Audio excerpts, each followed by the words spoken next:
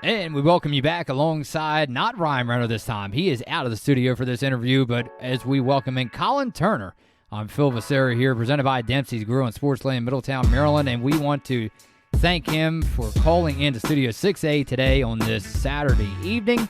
Collin, how are you been, sir?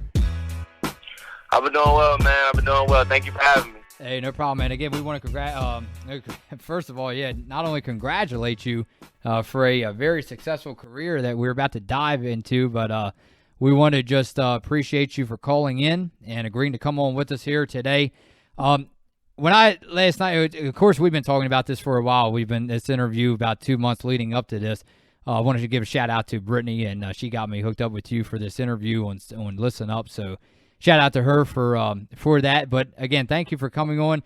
I read that you were born here in Poolesville, Maryland. Again, this talk show is based in Maryland, about 30 minutes south of where we're coming to you live from, Frederick, Maryland. So the population where you came from, approximately 4,000 people. So you didn't come from a very big area down there. Tell me how you got started in basketball. Well, I come from, I would say, a pretty athletic family. My uncle is actually Vincent Riggs, standout running back that went to Poolesville High School, graduated in 2004. He played with Gary Ward, Josh Funk, Gene Stanton when they had that really nice team. They were undefeated and lost in the playoffs to Dunbar. So that was my best friend, my right hand guy. You know what I'm saying? So I followed his footsteps, and he really inspired me to be an athlete and play sports, whether it was football or basketball. And I did grow up playing both, but he was the one that kind of set the groundwork, you know, for me to actually get into sports. You know, he was my best friend. I was always in his back pocket, and I wanted to be just like him to a certain extent. So I would say that's how my basketball really started. But as soon as they put a ball in my hand, you couldn't detach me from it. I was stuck to it like glue. Like glue. Well, I tell you, that's awesome to know. So what high school actually did you attend? A high school in Montgomery County? Yes, I attended Poolesville High School. Poolesville, okay, so Poolesville High School. And you go on then after high school, and you attended Montgomery College for what, 2 years? Montgomery College for 2 years. Montgomery College, 2 years, okay. And then you go on to attend San Angelo. You transfer to San Angelo State in Texas. That was a D2 school, Division II school. So tell me, the jump from the small Montgomery school to the Division II school, how was it? It was different. It was different. Coming from a JUCO, you know, where in Montgomery County, Montgomery College, our JUCO conference is mixed between powerhouse D1s, D2, and D3 JUCOs. So you get a mix of all skill levels, all talents, different type of talents. You got some people going to high major D1s. You know, you get a mix of everything. It's a mixed competition. Uh-huh. And the skill gap was incredible. You know, going to D2, leaving Montgomery College, I was the leading scorer in the country. I averaged 30 points a game. You know, wow. I had the big D1 offers. I could have really went to, you know what I'm saying, I could have had my pick of college going right. D1. The reason I went D2 was because I wasn't a qualifier out of high school. Oh, okay. And see, with JUCO, with junior college, if you're not a qualifier out of high school, you must have a 2.5 GPA and your associates. Oh. I had the 2.5 GPA. I think 3 credits short of my associates. Wow. So the crazy thing is, the way I got recruited is, you know, I go on these visits. I go out to Las Vegas. I go out to the All-American game. I made first team All-American, National JUCO Player of the Year, all those big accomplishments, right? So I come home, you know, I'm funneling through schools. I'm getting all these calls. I'm talking to all these coaches. And then, you know, I'm a young cat. I don't use Facebook anymore. You know, I feel like that's for the older crowd. I'm on Twitter, Instagram, Snapchat, you know. Yeah. So one day, you know, I had checked my Facebook after me and my coach had sat down, and, you know, he was like, just got to break it to you. We got to look at some D2 schools. I don't think you'll be able to qualify for D1 if we can't get this associate's degree.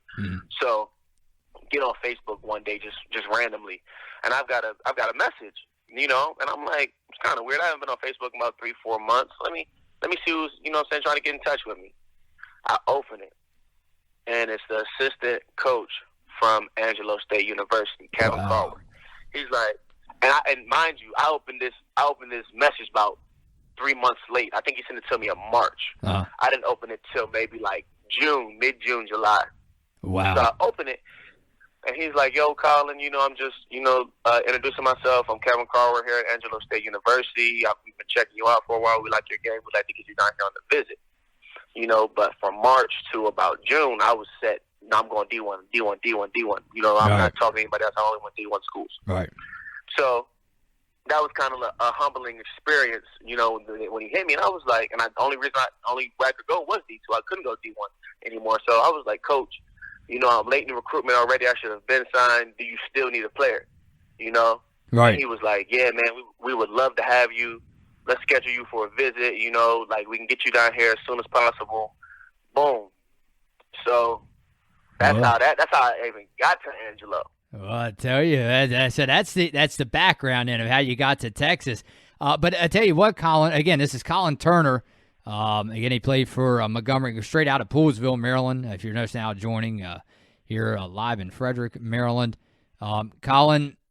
Again, you committed to San Angelo College, and I saw this school though. I said it's on point for attendance and support at ASU. The games and the attendance has ranked in the top 20 schools in the nation 15 times in the last 20 years. So to be able to go on and play for them, I bet it was pretty special, huh? Oh, yes, sir. Going from, playing in the little Montgomery College gym, where it holds maybe a couple hundred people attend the game, if that, maybe 150, 200 tops, to go and play in front of a big dome, Jumbotron arena. Yeah. That sits, a couple thousand people, and just going down there and feeling that energy and just that NCAA college atmosphere is very different. Different, right? So, you played under, correct me if I'm wrong, you played under head coach Cinco Boone? Yes, sir. Okay, all right. So, Cinco Boone, I've read that he was in there 2015. He got hired, and then to the present. I guess he's still a coach there. So, he has, I guess, currently a 16-29 record. That's about a 674 winning percentage. But talk about his philosophy, Collin. I mean, just how much he helped you succeed and the playing style that he coached. Coach Boone has this one word he loves to say. Through anything, any mess up, any turnover, any miss shot, any bad play, the word is tuttle. Tuttle. Tuttle. I've never heard this word until I got to Angelo State. I don't know who made it up. I don't know where it comes from. I don't know the origin. But we start, I get down there and we're doing man's morning. Now, man's morning, it's like a hell week. It's about 8 weeks long. Every Friday morning, you're on that track by 5:45. It starts at 6. If you come 5:46, you might as well not even show up. Wow. So we get there, and we're doing boot camp. We're running miles, Indian miles, running hills, pushing sleds, just going through hell. Wow. And his philosophy is tuttle. No matter how hard it gets, no matter how bad you want to get up, you got to keep your head down and you got to keep going. Right. So his philosophy is tuttle. Whether it's on the court, whether it's in practice, whether it's in the classroom, just because you're struggling or just because it gets hard does not mean that you can't continue to push forward and become the best version of yourself on and off that court and as a human being. But tuttle is a word that will stick with me for the rest of my life and something that's tattooed on my brain and I'll never be able to forget coming from Coach Boone. Tuttle. Well, I tell you might have not heard of it before getting to ASU, and I tell you, I haven't heard of it either, but I might carry it with me here in the long run. At tuttle, I like that word a lot. Yeah, it's a good word. It's a good word, and it carries a lot. Yeah, it does. It carries a lot, and it helps you. I tell you, it seems like you really worked hard out there with Coach Boone, and he did put you guys to work. But I tell you, and leading up to this interview and what we are getting ready to talk about, it looks like it proved big. Because leading up, I stayed in contact with you, and what really stuck out to me, Collin, the message that you sent me the other day, and you stated, and I quote, and you stated motivation, the motivation and what kept me going. That's what you said. So, and what you mean by what kept you going, was it, because, a lot of athletes, they have different things that motivate them at different times. So was it mainly your family, or what was it that kept you going all them years? I think mostly it was just the support I had, the village that raised me. I was just raised by, a great support system. I have great friends. I have great people around me. And then just my fear of not accomplishing my goals. I feel like fear kept me going. And I don't know if a lot of people say that, but I was so afraid to give up All right. and what might happen if I give up. It kept me going because, man, from high school, I only played 1 year at high school. I only played my senior year at Poolesville High School. I was ineligible 9th through 11th grade. Wow. Now, all the way up to AAU, EYBL, I-270, travel basketball, I was ranked top 100 in the year of 2013 of all AAU players. Wow.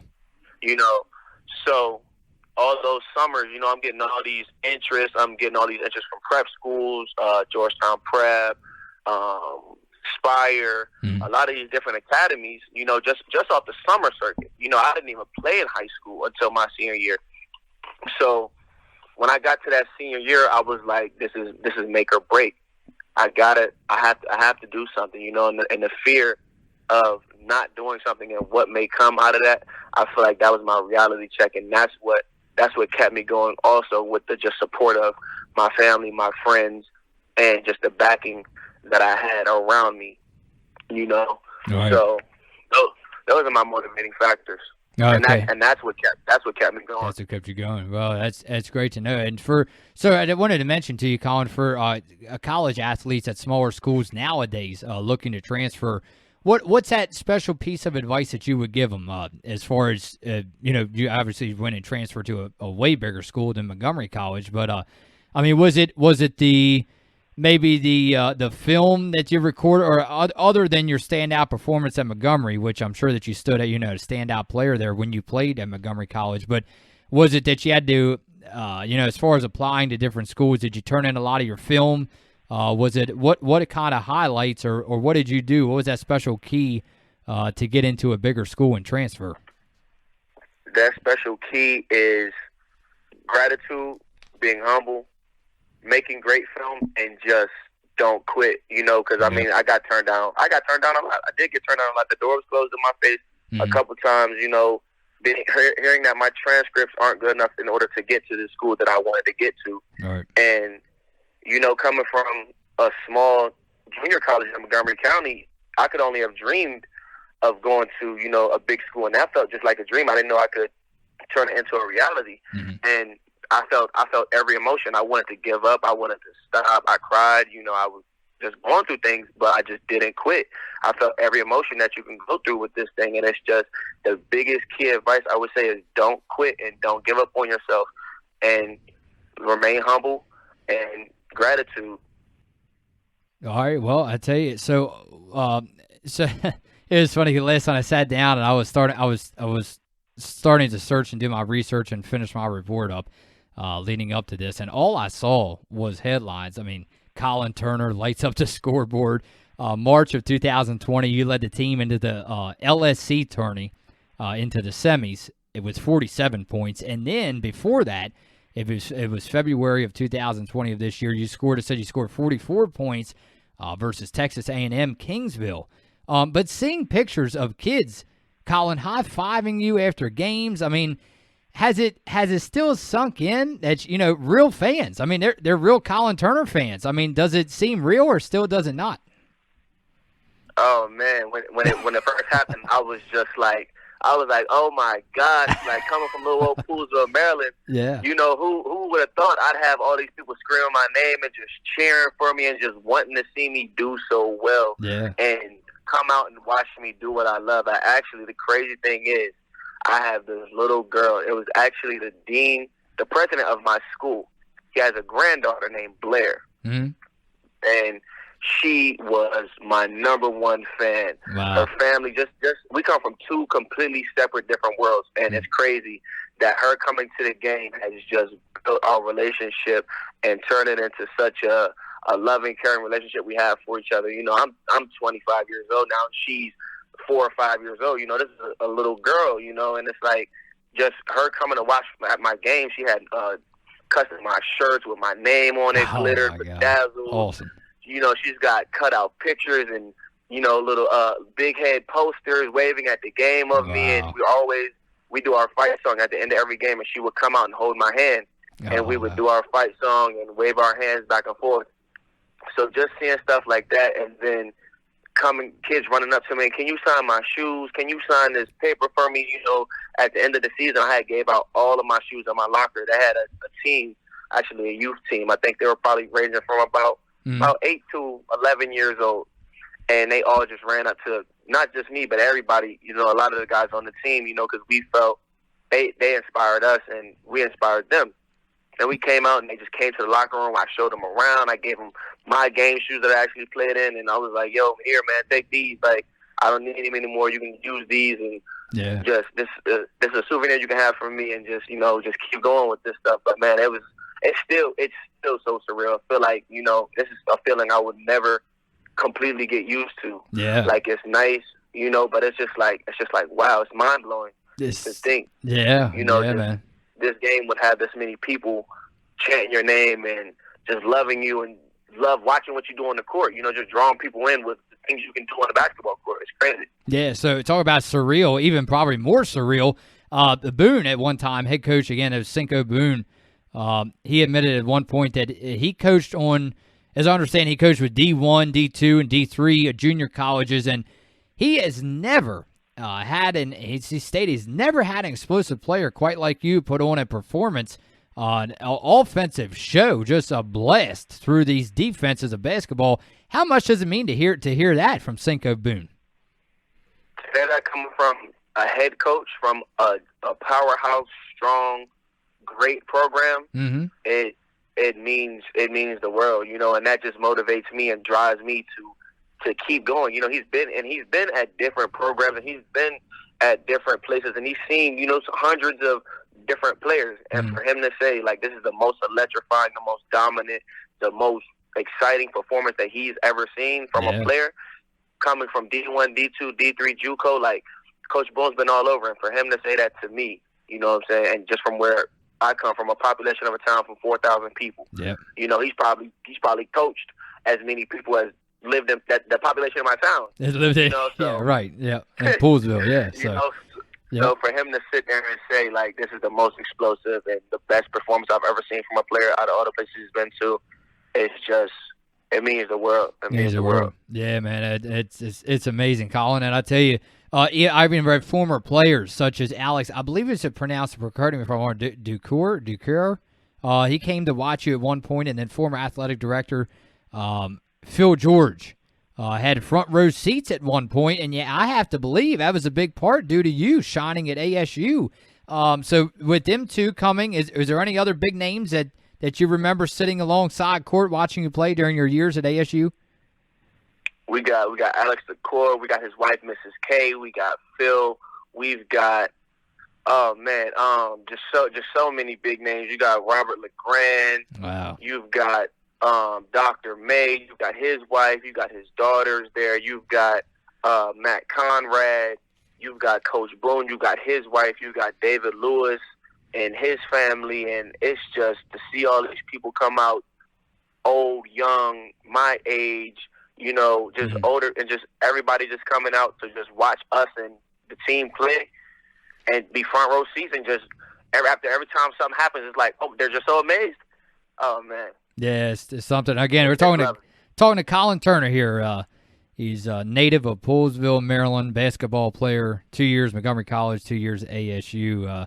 2 seasons at Montgomery College, he scored 1,197 points, and in your sophomore season, he averaged 28 points and 4.6 rebounds, about 2.3 assists. And that year, you were selected actually your sophomore season, Collin, and I read as the National Junior College Athletic Association Division III Player of the Year. And again, that was quite an accomplishment in itself.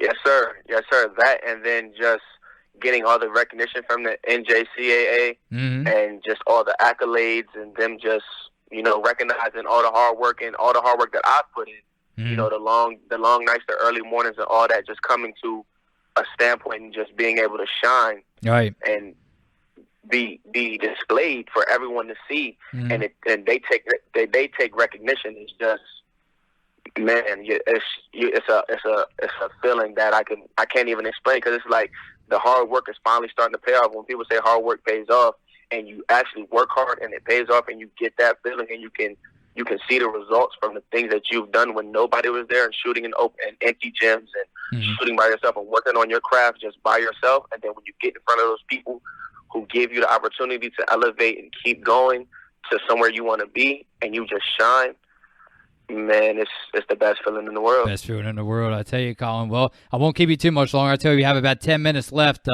here on air. In March, I tell you, I've talked to many high school, college coaches, high school, college. Had the privilege to talk to a lot of high school and college players, that is, men's and women's. And this is one of my always favorites when I interview different people. March of 2020, I want to talk about you tied a single-game school record with 47 points, and you led number 4 seeded ASU to a 97-92 double overtime win versus number 5. What was that, Lubbock? Christian? In the Lone Star, Lubbock, okay, Christian in the Lone Star Conference Tournament quarterfinals in Frisco. So, like I said, I want to talk about that because you want to always hold on to strong memories, right? Some of the best memories that you have as an athlete. I mean, does that game maybe top the list out of all games that you ever played, or is there another memory that you have better than that game?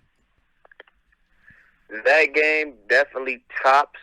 I actually scored. I had 47 points at Montgomery College, too. I had broke the single scoring game record there as well. Oh, my. But this game meant so much more at ASU due to it being the conference tournament. There's tournament play. These are seedings. We have to win this game in order for us to make the NCAA tournament. Right. And then just to do it with that special group of guys and the backing of Coach Boone and my coaching staff and my athletic trainers and people driving from San Angelo and coming from all over walks of the world to Frisco, Texas, just to watch us play, and me being able to lead my team with 47 points and lead us to a victory in a double overtime over a very, very good Lubbock Christian team is something that I don't think I'll ever top that game. I wanted to go for 50. I wanted to go for 50. I missed a couple free throws. Yeah. Missed a couple free throws. 3 shy. 50. Yeah. A 50 ball would have been definitely over the top, but 47 isn't too shabby neither, and us coming out of there with a double overtime win over, like I said, a very great NCAA qualifying team. Yeah, well, that's what Collin. That's what stood out to me was, of course, your 47 points. Obviously, interviewing you and put the focus and the spotlight on you today, but the 47 points obviously stood out to me, no doubt. And then what also stood out was a double overtime win. So I tell you that school was no pushover. No, not at all. And the thing is, we were down 3, I think, with about 12 seconds left. We're running our offense. I get the ball with about 6 seconds in my hands, dribble, crossover behind the back, and kind of like a sidestep, fadeaway, runner, leaner, three-pointer off the glass, banks in, ties the game for us. That gave me the 40 points. And just hitting that big shot and they trusted me to shoot that shot in order to keep our team alive and keep us going. And I hit the shot. The crowd goes wild. My team goes crazy. We go to the first overtime. We play that. We go to the second overtime, and we come out victorious. That shot, I feel, means a lot more than the 47 that I had. Because even if that was the only shot I hit all night, that shot is what kept us breathing and what kept us alive. Oh, no doubt. I'm sure that night is painted in your mind, and it will be for a while. And you tied Jeff Fudge's school mark for the most points in a game set in 1990. And the 3 other records that you had were free throws made, free throws attempted, and then steals. So how's it feel, man? I mean, just, if you ever have kids, I don't know if you have any children now, but even down the line in the future, if you have any kids and these records stand for a while, I mean, how much does it mean to you? You could tell them one day, yeah, your daddy has, the record set at the all well-known public university. Oh, I'm gonna tell my kids. I'm gonna tell my grandkids. If I live this year, I'm gonna tell my great grandkids. Yo, y'all probably never do nothing like this. Like I got all these records.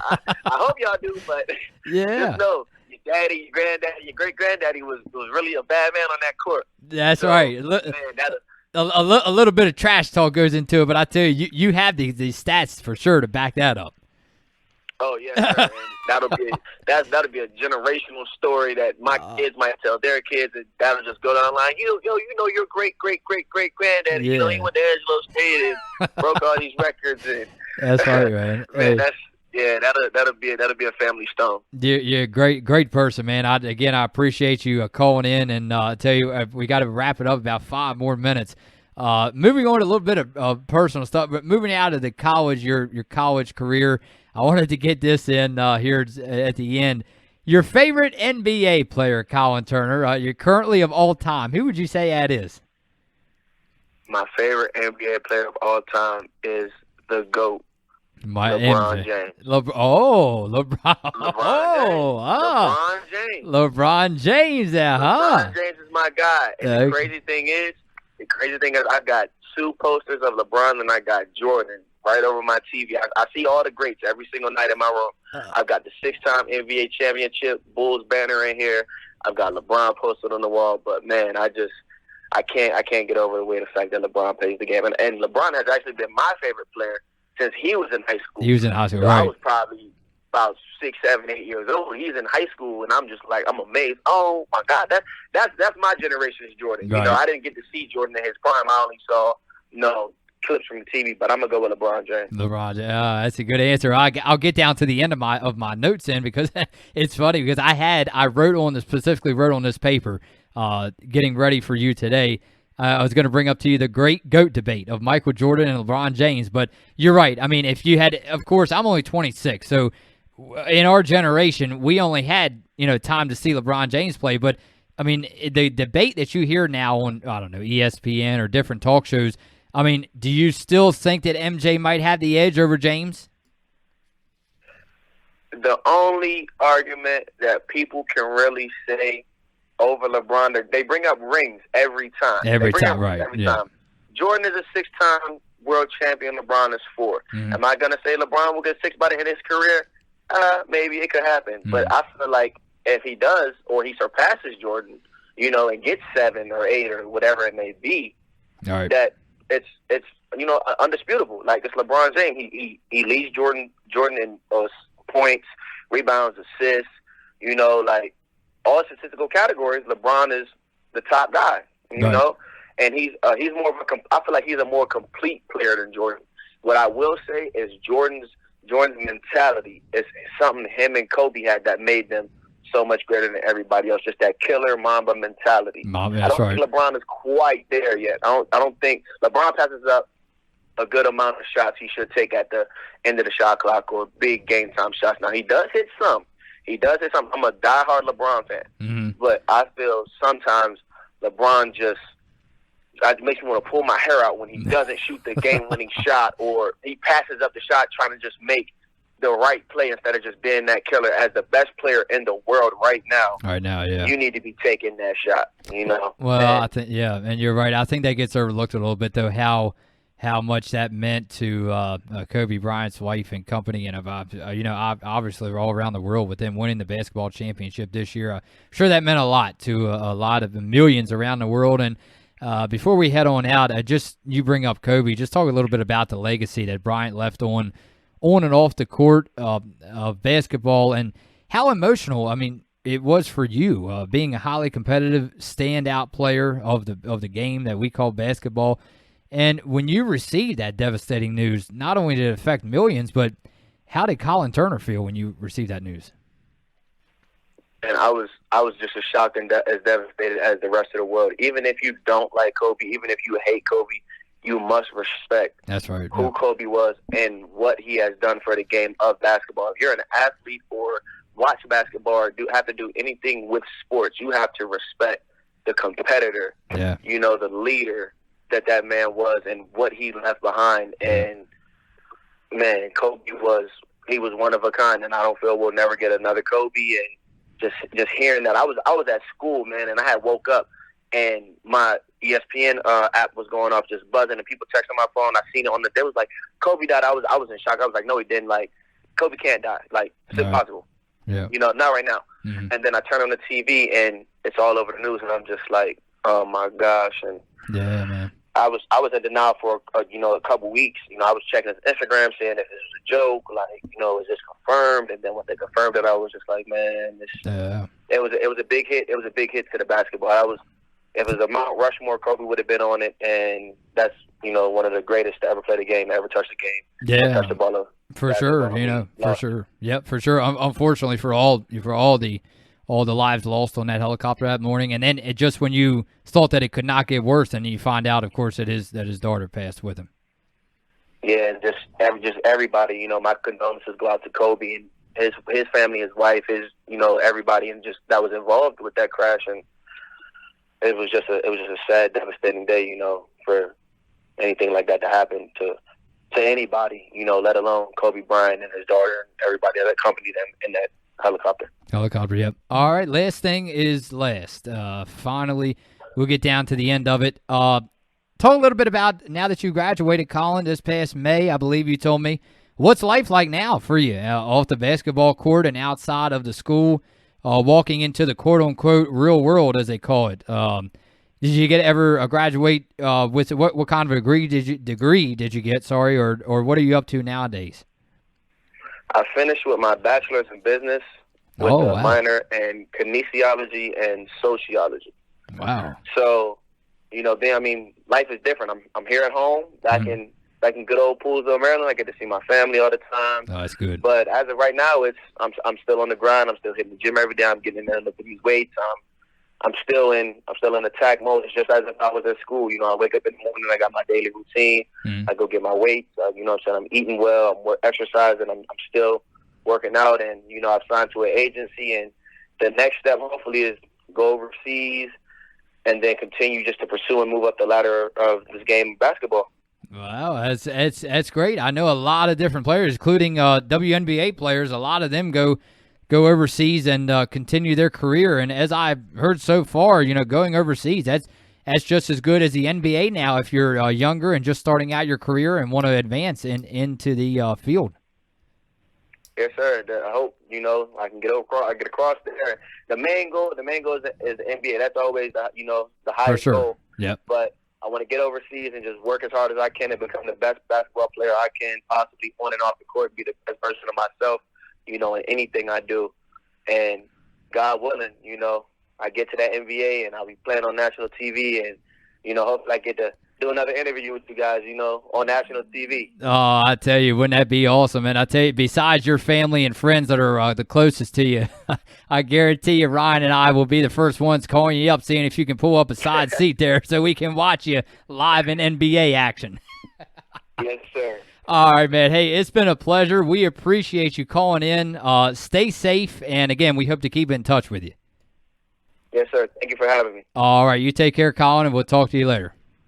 All right, man. You got to be safe. Have a good one. Yeah, you too. Bye-bye.